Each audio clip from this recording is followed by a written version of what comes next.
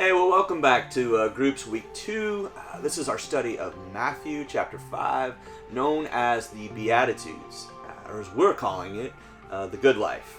And this week we looked at Matthew chapter 5, verse 6, where Jesus said, "Blessed are those who hunger and thirst for righteousness, for they will be filled."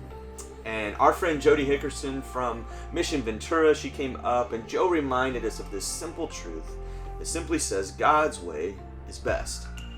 And when Jesus said, "Blessed are those that hunger and thirst for righteousness," that word righteousness means being made right. It means that we hunger and thirst after the things of God. And so Jody challenged us with this question of what are we hungering for? What are we filling up on? And it was the psalmist who said, "Taste and see that the Lord is good. God's ways are best." So when we begin to hunger and thirst for God, Jesus calls us blessed. We're blessed because an appetite for righteousness, it leads us to three things. One is real freedom. Jesus said in John chapter 8, "If you hold to my teaching, you are really my disciples. Then you will know the truth, and the truth will set you free." You see, there's freedom in truth. It's not a cheap replicate. It's not a cheap substitute.